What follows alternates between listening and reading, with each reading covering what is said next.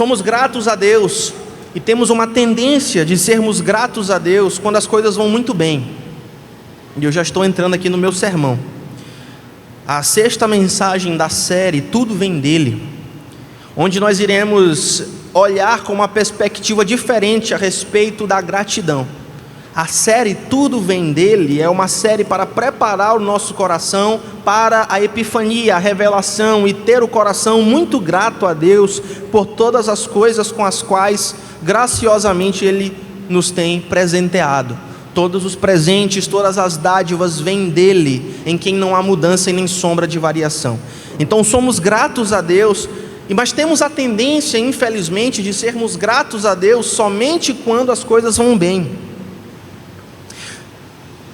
Mas não conseguimos ver por trás do óbvio, que muitas vezes as provações que Deus ordena que passemos, ou permite que passemos, também fazem nos colher frutos. E é sobre isso que nós iremos falar hoje. O Deus que nos faz colher os frutos das provações. O Deus que nos faz colher os frutos das provações. Eu começo com a seguinte frase: Cristo não apenas nos deu exemplo da perseverança nas provações, mas nos capacitou a enfrentá-las através do poder do seu sacrifício, para que possamos dar muito fruto. Queridos, a premissa desse sermão é que tudo vem de Deus, inclusive as provas, para nos purificar. E aqui eu quero fazer uma distinção bíblica muito clara entre provação e tentação. Deus a ninguém tenta, mas Ele nos prova para purificar a nossa fé, para fortalecer as musculaturas da nossa confiança e para que nós possamos amadurecer. Então eu peço que você abra sua Bíblia em Tiago capítulo 1. Tiago capítulo 1, e nós iremos ler do verso 1 até o verso 4.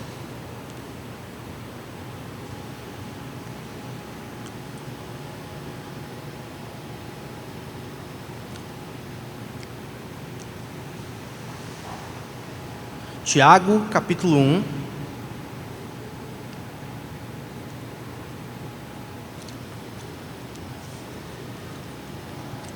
nós iremos ler do verso 1 até o verso 4. Diz assim a palavra do Senhor: Eu, Tiago, escravo de Deus e do Senhor Jesus Cristo, envio esta carta às 12 tribos espalhadas pelo mundo. Saudações. Meus irmãos, considerem motivo de grande alegria sempre que passarem por qualquer tipo de provação, pois sabem que quando a sua fé é provada, a perseverança tem a oportunidade de crescer, e é necessário que ela cresça, a perseverança cresça, pois quando estiver plenamente desenvolvida, vocês serão maduros e completos, sem que nada lhes falte. Vamos orar neste momento. Baixe sua cabeça em reverência à palavra de Deus. Vamos orar neste momento. Pai Santo, nós te exaltamos nesta noite e te louvamos, Pai, por tudo que o Senhor tem feito, e pedimos, Pai, que o teu Espírito nos guie a toda a verdade, através do ministério do teu Santo Espírito, que o Senhor abra os nossos olhos e os olhos de nosso entendimento, para que entendamos que o Senhor nos dá ferramentas e a graça de colhermos frutos no meio da provação. Crendo que estamos orando segundo a tua vontade, oramos em nome de Jesus. Amém, amém e amém. Queridos, passando do óbvio, passando daquilo que os olhos podem ver de forma mais clara, queremos ter uma fé viva, queremos ter uma fé profunda, queremos ter uma fé que vai para além das obviedades de um coração carnal, de um coração natural. O homem carnal só agradece quando as coisas estão bem, ou então quando ele está recebendo presentes, ou quando as coisas estão do jeito que ele quer.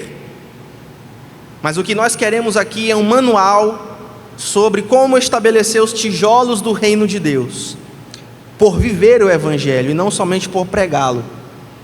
Nós queremos mostrar que de fato Jesus, aquele de quem todas as coisas vêm, é Senhor, porque obedecemos o que Ele diz, e que Ele é o caminho melhor do que todas as demais alternativas. Então hoje nós iremos entender quais são os frutos das provações que vêm de Deus. Tudo vem de Deus, inclusive as provações para nos purificar, para fortalecer as musculaturas da nossa fé. Essa é a tese central de hoje. Então, o primeiro fruto da provação que vem de Deus para nos purificar e fortalecer é a alegria. Por que Deus permite? Por que Deus ordena provações? Se Deus pudesse impedir, por que Ele não faz? Não é da vontade de Deus impedir que eu sofra. Inclusive saiu um estudo algum tempo atrás dizendo que o Brasil é o lugar em que mais tem farmácias por quilômetro quadrado. A nossa geração e a nossa sociedade, a cultura em que vivemos é absolutamente aversa a sentir dor. O homem moderno é incapaz de pensar que da dor pode tirar algum proveito, então faz de tudo para ludibriar a dor. E nós queremos que Deus opere na mesma lógica da gente, porque se nós não queremos sentir dor, logo nós presumimos através da nossa carnalidade de que Deus também não quer nos fazer passar por situações desagradáveis. Nós achamos que Deus então é o gênio da lâmpada, e Ele é um Deus que, como a Xuxa diz, é o cara lá de cima que vai me dar tudo o que eu quero. Tudo que eu pedi, o cara lá de cima vai me dar. É assim que muitos crentes pensam hoje. Será que você pensa assim hoje? Logo, como é que pode haver alegria no meio da provação? Muitos de nós nem pensam que é da vontade de Deus que passemos por provação. Veja, tudo o que Deus diz na sua palavra é verdade e devemos tirar proveito disso. Deus está fazendo algo, amém? Deus está trabalhando algo em nossas vidas. Veja o versículo 3: pois sabem que, quando a sua fé é provada, a perseverança tem a oportunidade de crescer. A contrassenso, se não há a provação da fé, não há o crescimento da perseverança. Se não há aprovação da fé, não há o surgimento de virtudes. Veja o que Deus está fazendo, e tudo o que Ele está fazendo em nossa vida tem um motivo, tem um propósito, é para a glória dEle em primeiro lugar, porque tudo o que Deus faz para a sua glória, mas também para o nosso bem. Aqui o Senhor menciona os 3 frutos da provação. Você pode estar pensando, por que eu estou passando por isso? Por que eu estou enfrentando isso? E por que esta calamidade veio sobre mim? E são 3 razões, e a primeira delas é maravilhosa, para a nossa alegria. Então você pode perguntar para mim, pastor, então o senhor está dizendo que eu devo me alegrar com a provação? Então vamos para a palavra novamente, versículo 2: meus irmãos, considerem motivo de grande alegria, sempre que passarem por qualquer tipo de provação. Às vezes nós ficamos muito estoicos, né? um estoicismo que muito é vendido por aí, e aquele negócio assim, não, aquilo que não te mata te fortalece, o que não pode ser curado deve ser suportado, e nós estamos com a cabeça cheias desses dizeres populares que muitas vezes chegam para nós. O que não pode ser curado deve ser suportado. Quantos de vocês já ouviram ditados assim? Mas Deus, Ele dá uma lógica diferente para nós. Ele diz assim, aquilo que não pode ser curado deve ser desfrutado. A gente diz assim, aquilo que não mata engorda, né? Ou então, aquilo que não pode ser curado deve ser suportado. Mas Deus diz diferente, Ele diz, o que não pode ser curado deve ser desfrutado. Em outras palavras, comece a se alegrar no Senhor, porque você sabe que Ele está prestes a honrar a nossa fidelidade. Sabedoria de Deus para a tua vida. As tentações e provações, quando vividas da maneira correta, são apenas um prenúncio de uma grande bênção. Deus está pronto para nos abençoar de maneira maravilhosa, porque Deus é um Deus abençoador. A palavra de Deus diz, nunca se viu falar de um Deus como tu, um Deus que é galardoador, recompensador daqueles que nele esperam. Deus está pronto então para nos abençoar. Deus tem prazer em nos abençoar, mas muitas vezes essa bênção vem por meio de uma provação. como um pré-requisito necessário. E assim, se você está enfrentando problemas hoje, diga: que maravilha. Primeiramente porque Deus não nos abandonou, amém? No meio da sua provação, no meio da sua prova, Deus está com você, porque Ele nos deu uma promessa: não te deixarei, jamais te abandonarei. Nisso, por si só, já devemos achar alegria.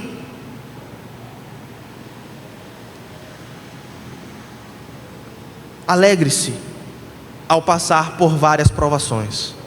Então o primeiro fruto é a alegria. O primeiro fruto é que Deus está forjando algo em nós, e por isso devemos ficar alegres. O primeiro fruto é a alegria, porque no meio da provação Deus não nos abandonou, e nisso podemos achar alegria. Mas você pode perguntar: quais são então os outros frutos da provação? O primeiro é a alegria, mas nós temos alguns outros. Por exemplo, perseverança. E vamos agora para o segundo fruto da provação. Lembra que a provação vem de Deus? A tentação não vem de Deus, mas a provação sim. Para quê? Para fortalecer a nossa fé, purificar a nossa fé, fortalecer as musculaturas da nossa confiança. O primeiro fruto da provação é a alegria. O segundo fruto é a perseverança. Vamos então ler o versículo 3. Pois vocês sabem que quando a sua fé é provada, a perseverança tem a oportunidade de crescer. Essa palavra perseverança é a palavra grega hipomoné, que significa aguentar firme, suportar, ser constante. Não é aquele tipo de paciência que muitas vezes nós oramos para Deus e diz assim: Deus, dá paciência para eu aguentar os meus filhos. Deus, me dá paciência com meu marido. Deus, me dá paciência com meu chefe. Não é esse tipo de paciência. É uma palavra muito mais forte do que essa paciência corriqueira que nós pedimos para Deus nos dar.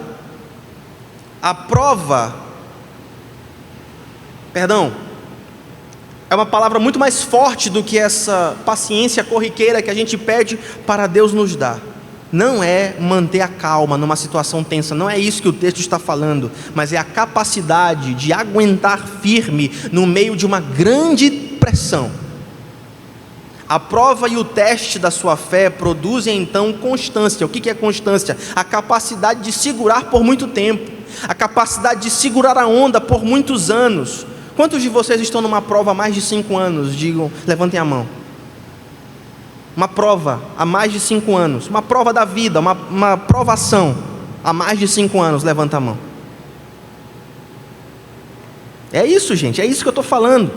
Quem é que segurou vocês ao longo de todos esses anos?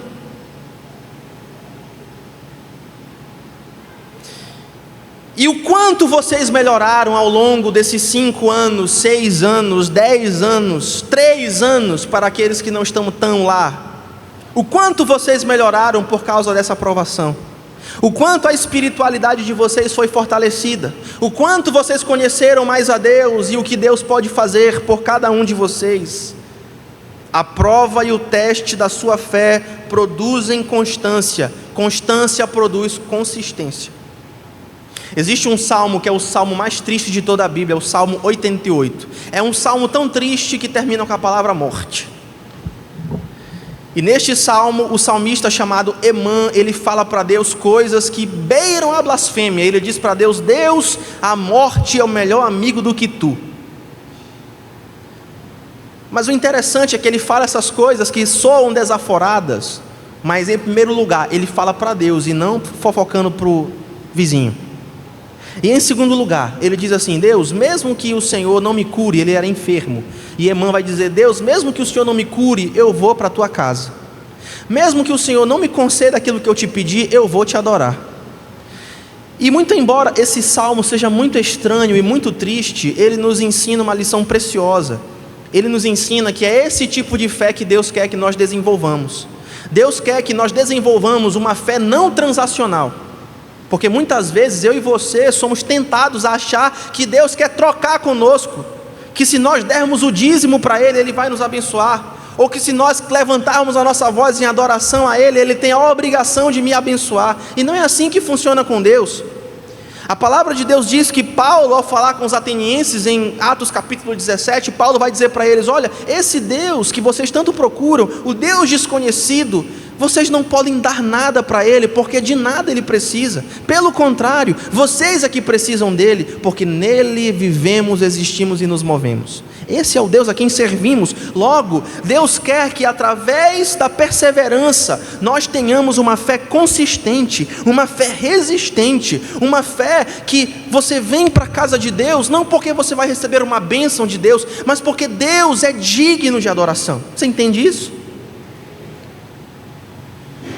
A sua fé é uma fé de perseverança, como diz o verso 3, é uma fé que aguenta firme, é uma fé que suporta, é uma fé que é constante. A pior coisa que existe são crentes inconstantes. Recentemente eu estive num gabinete em que a pessoa chegou para mim e disse assim: pastor, eu estou na pior, bem que a gente conversou sobre aquilo, o senhor me disse que era para eu não fazer isso, e eu acabei fazendo e agora eu estou na pior. E aí eu falei para ele: então vamos nos arrepender, vamos nos voltar de todo o coração para Deus. Deus quer te perdoar, Deus quer te purificar, Deus quer que você confesse a Ele. Aí ele disse: beleza pastor, eu vou fazer tudo isso. Queridos, não passou nem 2 semanas, a pessoa chegou para mim e disse assim: eu acho que eu vou seguir meu caminho mesmo. Como é que 2 semanas antes você dizia que iria buscar Deus, você ia honrar a Deus, e depois, 2 semanas depois, você chuta o pau da barraca e vai embora? Deus não se agrada disso. A pior coisa que existe é um crente inconstante. A pior coisa que existe é uma fé que não é estável. A pior coisa que existe é um pastor instável, um líder instável, um pai de família instável, um homem feito instável. Deus não se agrada disso. A perseverança, biblicamente falando, é estabilidade. Por que nós podemos confiar em Deus? Você já parou para pensar nisso? Por que Deus é digno de ser confiado? Por que nós podemos colocar a nossa confiança em Deus e não nos homens? Porque Deus não muda, Ele é estável. Ele é o mesmo ontem, Ele é o mesmo hoje, e amanhã Ele será o mesmo que sempre foi. Salmo 90, capítulo 90, versículo 1: Senhor, Tu tens sido o nosso refúgio de geração em geração, antes que os montes nascessem e se formassem a terra e o mundo, de eternidade a eternidade, Tu és Deus. Esse é o nosso Deus. Nós podemos confiar nele porque Ele é digno de confiança, porque Ele é o mesmo, Ele é estável, Ele não tem variação.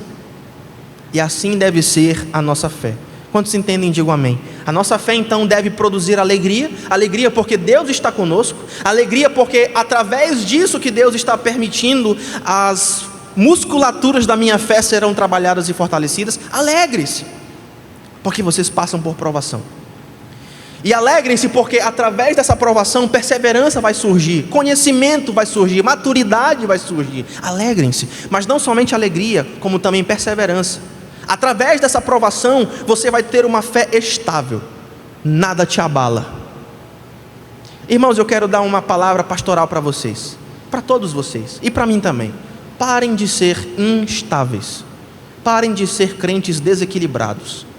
Se vocês confiam em Deus, confiem para valer. Se vocês acreditam nas promessas de Deus, acreditem para valer. Não sejam levados por ventos de doutrinas ou pelo sentimentalismo infantil que muitas vezes nos acomete. Às vezes nós estamos bem e porque o nosso humor mudou, a gente deixa de estar bem. Às vezes nós estamos confiando em Deus e vai dar tudo certo, mas alguma coisa acontece e nos desequilibra, e nós não confiamos mais em Deus. Para com isso. Tenha uma fé perseverante. Deus não mudou, muito embora as circunstâncias da tua vida podem ter mudado. Deus continua o mesmo, muito embora você possa não ser mais o mesmo, melhor dizendo.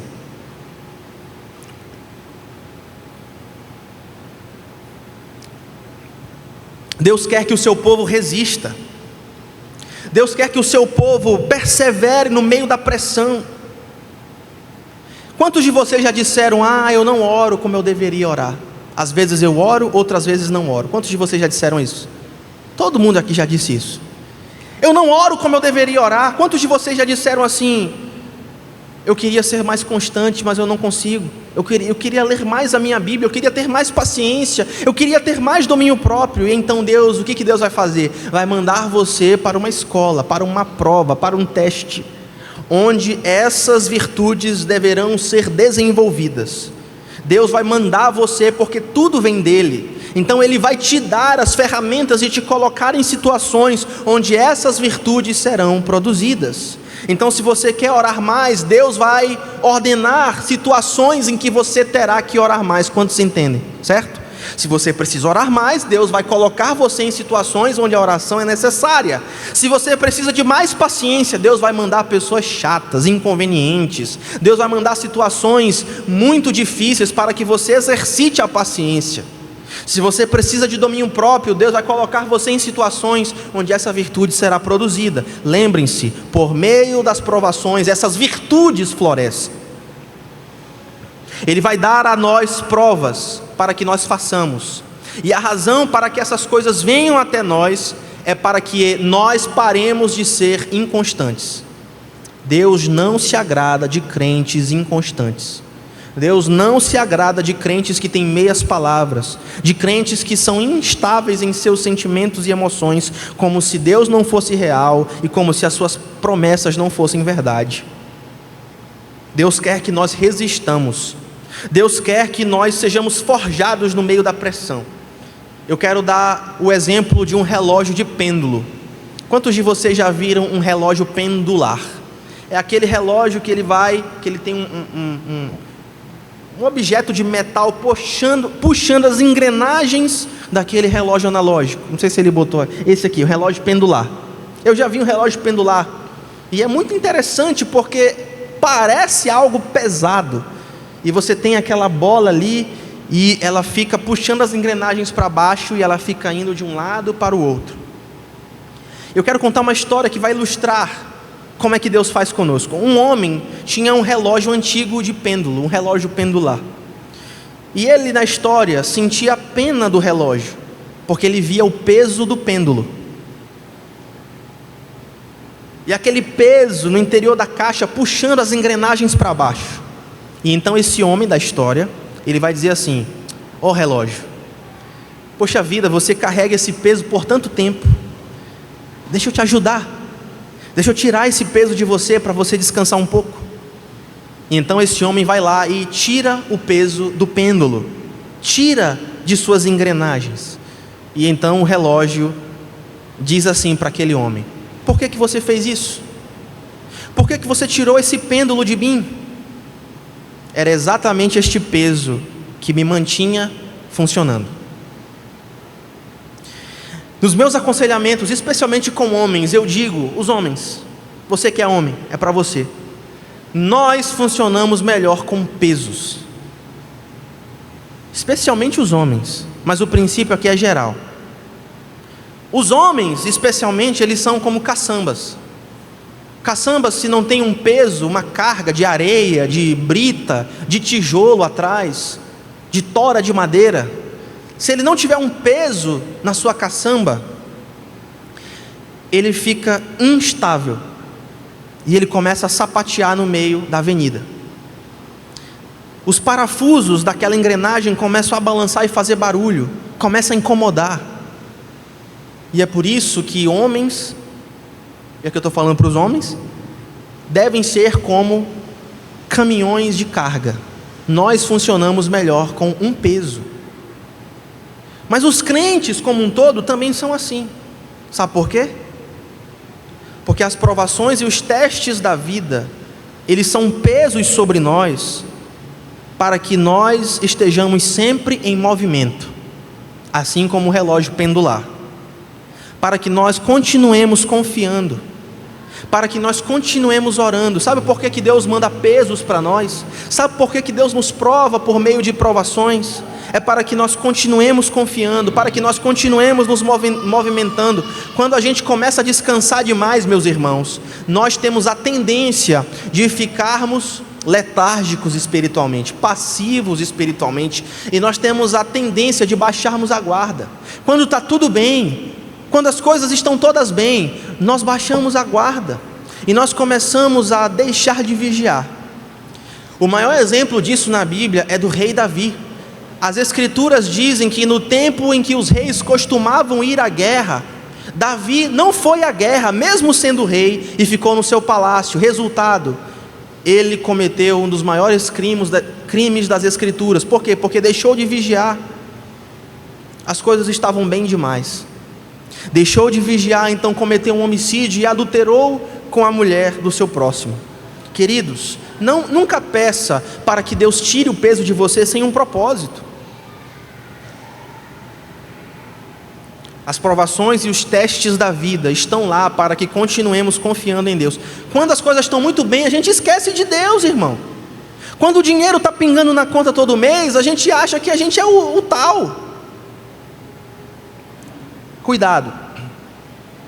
Então, quais são os frutos da provação? Em primeiro lugar, alegria. Em segundo lugar, perseverança.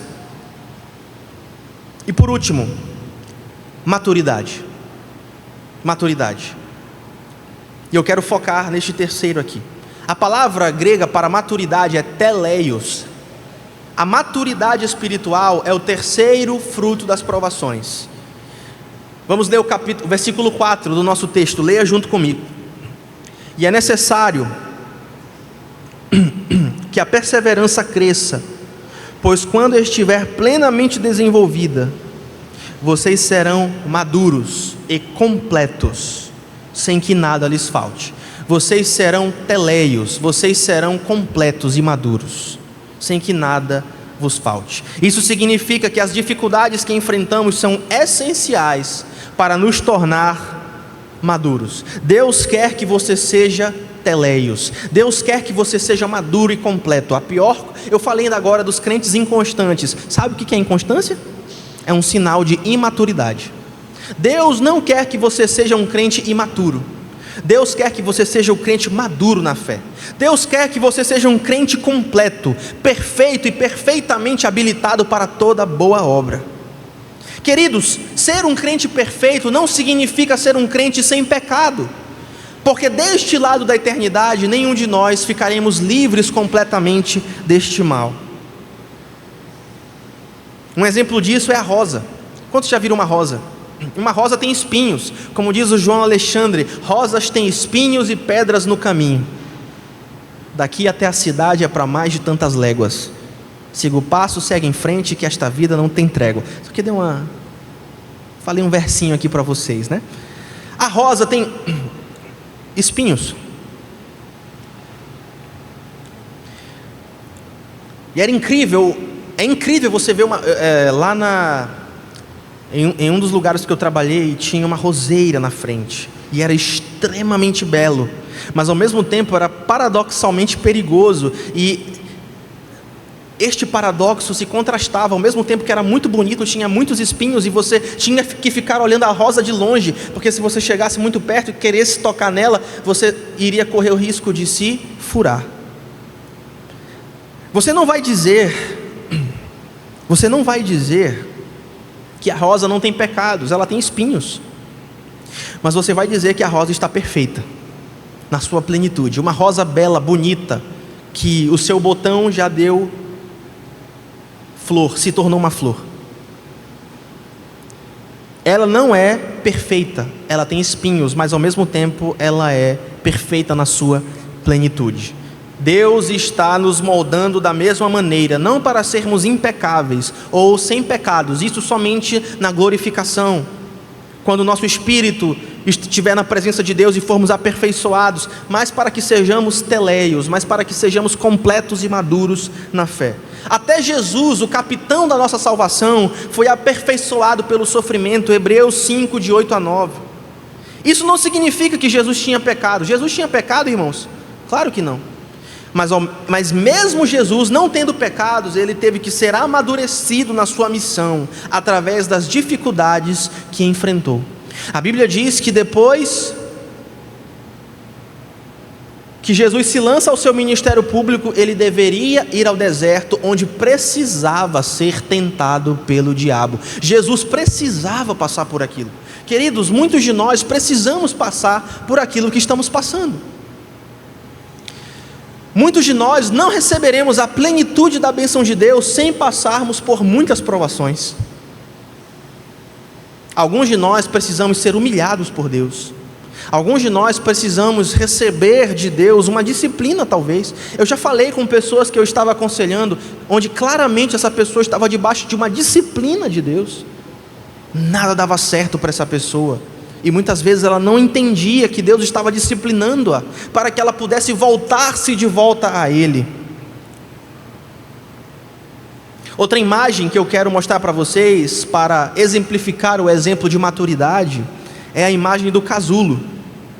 Quantos de vocês sabem o que é um casulo? Casulo é o estágio inicial da borboleta. E eu quero contar outra história, que envolve também um casulo. Conta-se a história de um homem que observava uma borboleta, certa vez, tentando sair do casulo. Ele viu essa bela borboleta tentando sair e viu o casulo enquanto a transformação acontecia. Esse homem, então, pensando que ajudaria, pegou o seu canivete suíço, bem afiado, e cortou o lado do casulo de seda.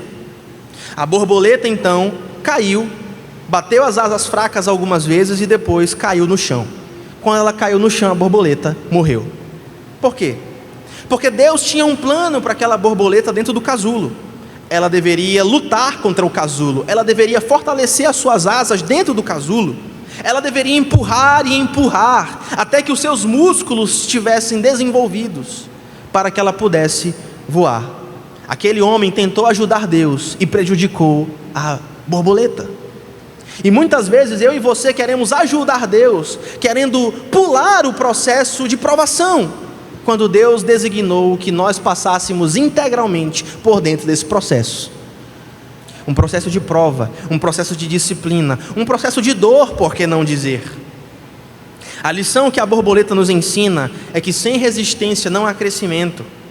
Sem lutarmos com Deus como fez Jacó. Quem lembra da história de Jacó? Jacó brigou com Deus e prevaleceu. Mas para que ele pudesse sair com a sua bênção, ele pagou com a sua própria saúde, porque o anjo tocou na articulação da coxa e o seu tendão ficou prejudicado, de tal forma que ele nunca mais, depois do seu encontro com Deus, pôde andar normalmente.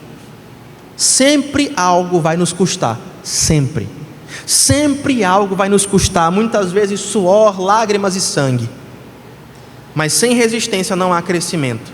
Se a borboleta não lutasse para sair do casulo, as suas asas nunca seriam fortes o suficiente para alçar voos. E da mesma maneira, se nós tentarmos viver sempre na bonança, se nós tentarmos sempre viver sem provações, se nós tentarmos Deus ao dizermos que não precisamos de sua correção, não seremos teleios, não seremos maduros, não seremos completos, pelo contrário, seremos crentes mimados. Pergunte para a pessoa que está do seu lado: você é um crente mimado?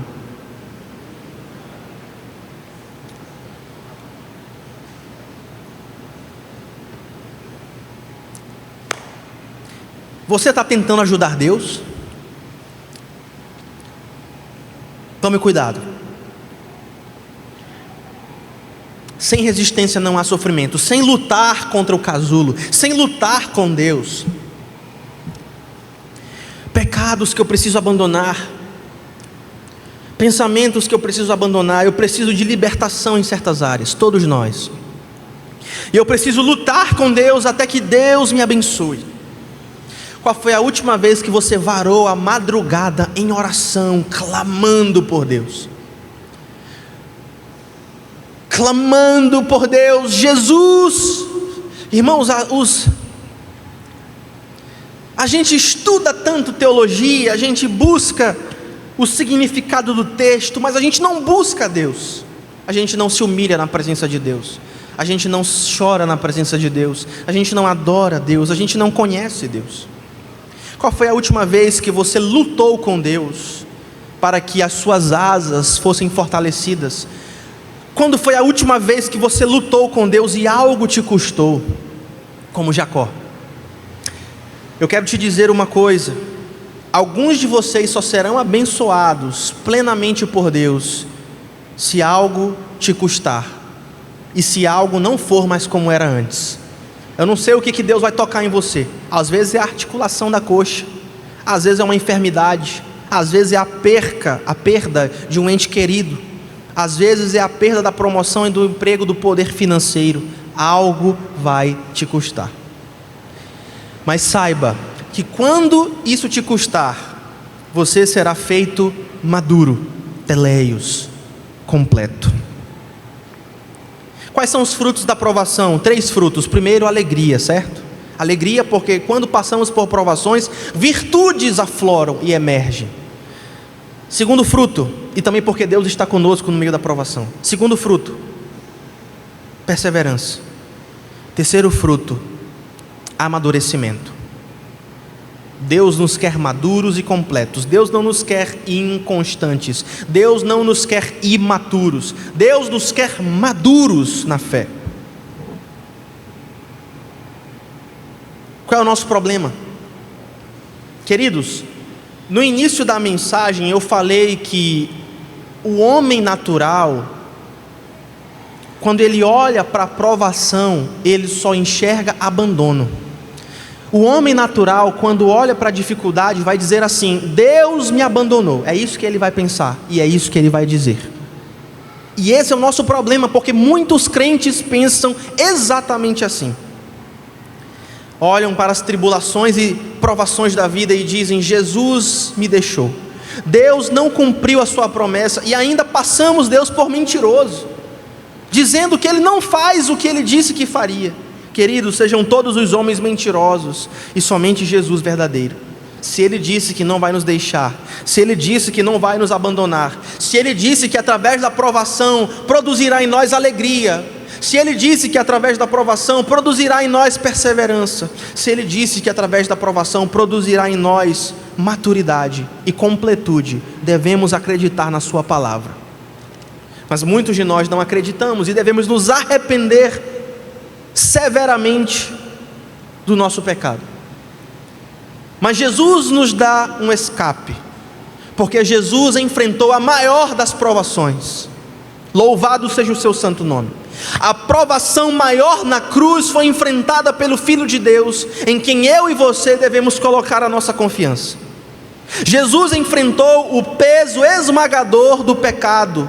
Jesus enfrentou a separação completa do seu Pai. Jesus absorveu em seu próprio corpo o golpe que nos destruiria, para que eu e você pudéssemos ser reconciliados. Jesus recebeu em si próprio. O que isso significa? Que a cruz transforma a natureza do sofrimento. A gente estava conversando, né? Eu estava conversando ali com a irmã Josélia, a irmã Cristina, que perderam sua mãe recentemente. Eu perdi meu pai. Alguns de vocês já perderam entes queridos.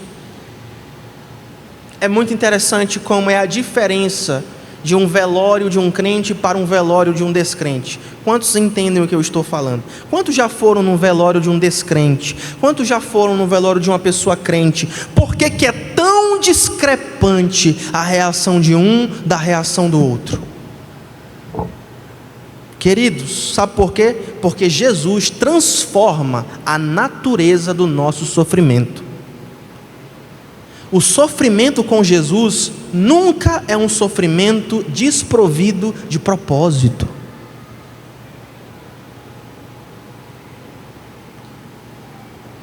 Cristo nos empodera para que através do sofrimento nós não sejamos destruídos, mas possamos dar muito fruto. Veja o que o texto diz. Vou ler mais uma vez para que você vá com ele bem quentinho no seu coração. Meus irmãos, considerem motivo de muita alegria sempre que passarem por qualquer tipo de provação. O ímpio olha para isso aqui e diz assim: Tiago está louco. Não é que ele está louco, é porque o evangelho é loucura para essas pessoas.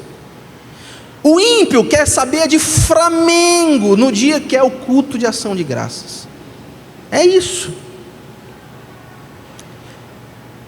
As pessoas não entendem a profundidade do que é ser um servo de Deus, do que é andar com Jesus, do que é conhecer a sua voz, do que é ter intimidade com o seu Espírito. As pessoas não entendem. Então, meus irmãos, para vocês que são irmãos, para quem não é irmão, só lamento, aceita Jesus, em nome de Jesus. Mas para você que é irmão, meu irmão, considere motivo de grande alegria o passardes por todos os tipos de provação, todos os tipos de provação, das mais leves até as mais pesadas. Todos os tipos de provação são provações para que nelas vocês achem alegria. Por quê? Porque só Jesus faz com que as nossas provações possam produzir perseverança, possam produzir o crescimento da maturidade dentro de nós. Só Jesus faz isso. Jesus ressignifica o que é sofrimento para cada um de nós, e quando nós entendemos isso e recebemos isso pela fé em Cristo Jesus, nós seremos capazes de dar muito fruto, e Deus é glorificado, João 15:8, quando nós damos muito fruto. Jesus trocou a nossa fraqueza pela força dele, e ele diz: vinde a mim, vocês que estão cansados e sobrecarregados, tomai o meu fardo e aprendei de mim. Aleluia.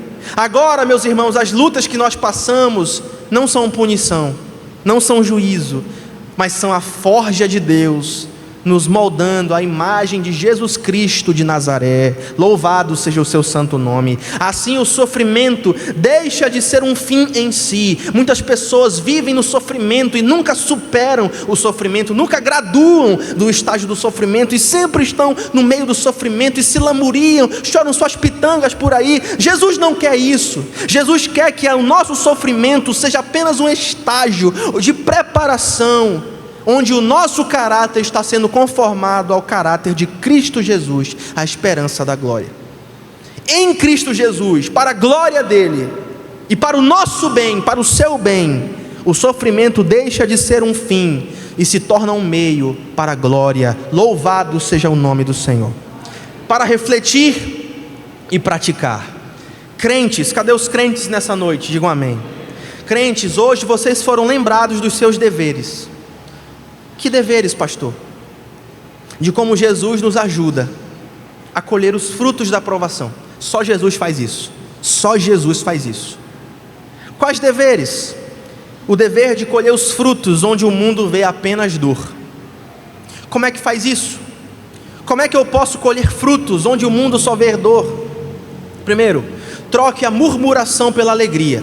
O mundo vai dizer assim: tende por motivo de murmuração o passar por provações. Porque quando o ímpio sofre, ele começa a reclamar.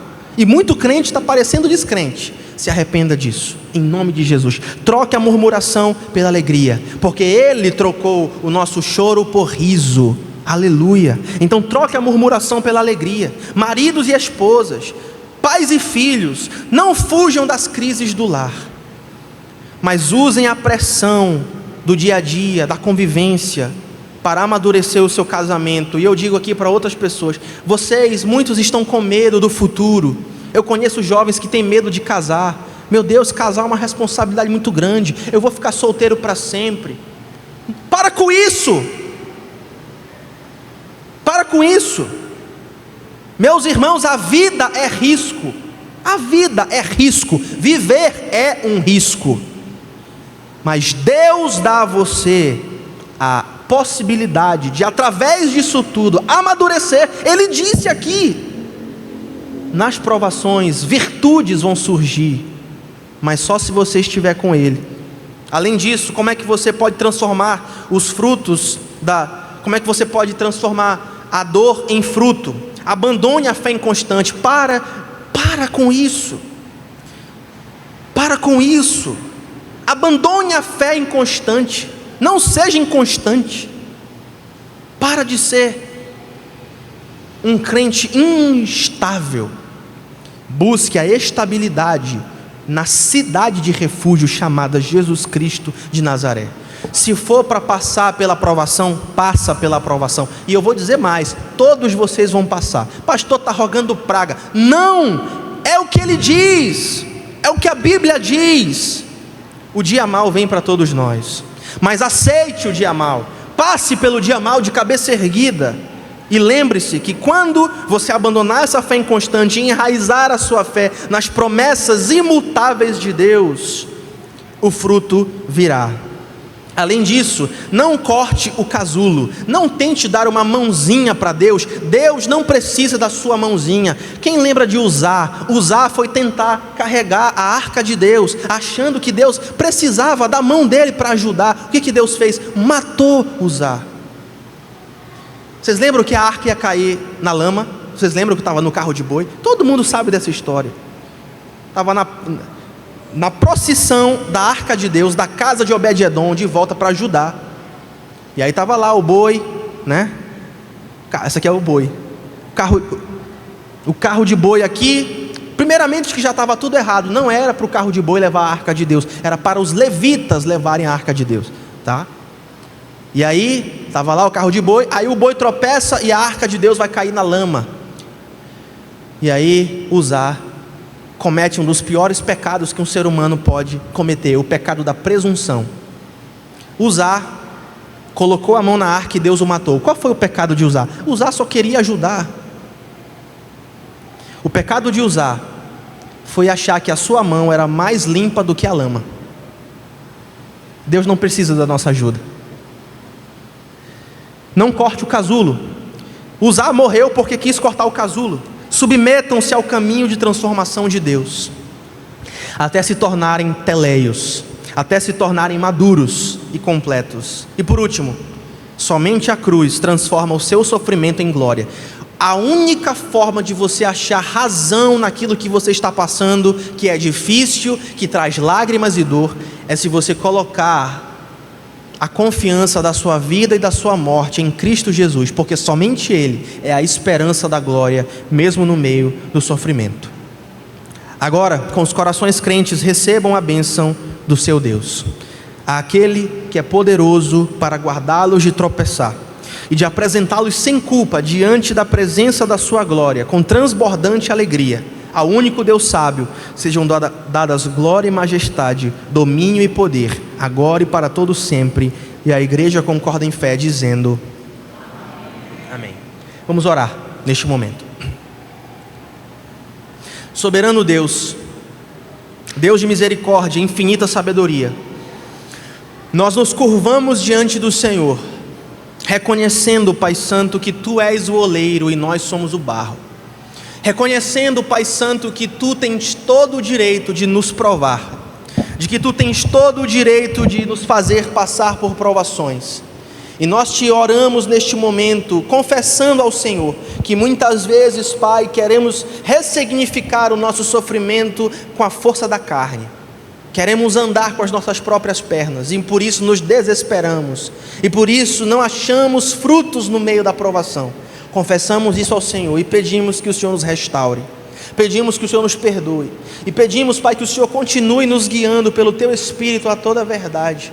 E agora, Pai, através da provação, nós contigo e o Senhor conosco, que possamos encontrar perseverança e maturidade e muita alegria quando passarmos por tudo isso com o Senhor. Te louvamos porque somente o Senhor é a razão da nossa vida, e que em Ti somos mais que vencedores. Ajuda-nos, Pai, a sofrer, mas não blasfemar contra o Teu nome e nem Te abandonar, mas que a nossa fé seja forjada e o nosso caráter da mesma forma. Crendo que estamos orando segundo a Tua vontade, pela fé já nos apossamos da vitória, oramos em nome de Jesus. Amém. Amém.